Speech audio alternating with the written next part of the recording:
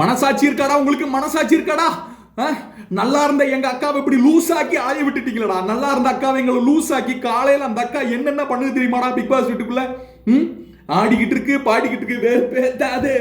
வேறு பேத்தாதே நீ ரியஸா பேசி என்ன வேறு பேத்தாதே, செல்ஃப்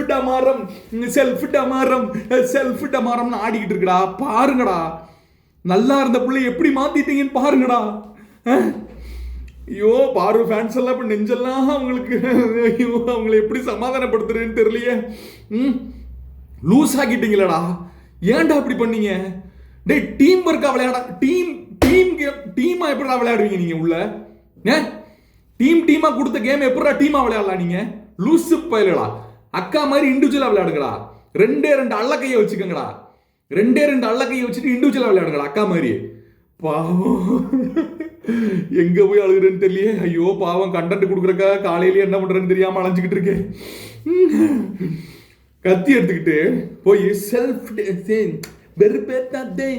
வெறுப்பேத்தாதே அப்படி போய் ஒரு குத்து. என்னமோ பயங்கர தன்னை வந்து பெரிய, அதுக்கு என்ன சொல்லுவாங்க, ஒரு வேர்டு இருக்கே, மக்களை ஃபீல் பண்ணுங்க அந்த வேர்டை, நினைத்து கொண்டு கத்தி எடுத்துட்டு போய் அப்படியே வாட்டர்மெலன் அவங்களே சாப்பிட்றாங்க. வாட்டர்மெலன் இல்லை, பொமோகிரானேட் அவங்களே சாப்பிட்றாங்க. அப்படின்னு நாங்கள் பாருங்க, கையை கழிச்சிருச்சு கத்தி அப்படின்னு வந்துட்டு சபரிகிட்ட வந்து இங்கே பாடுறாங்க, என்னடா இவ்வளோ ஷார்ப்பாக இருக்கு, பார்த்தா குத்துனதுல கத்தி இப்படி வளைஞ்சிருக்கு முன்னாடி.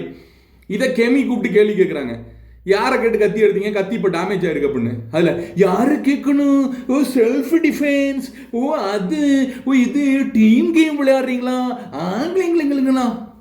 எப்படி வந்த பிள்ளை உள்ள இப்படி ஆயிடுச்சே, என்ன பண்றது? சிவாஜி நீங்க மதுரைக்கே போயிருங்க சிவாஜி உங்களை யாரும் இங்க புரிஞ்சுக்க மாட்டாங்க சிவாஜி. நீங்க மதுரைக்கே போயிருங்க சிவாஜி.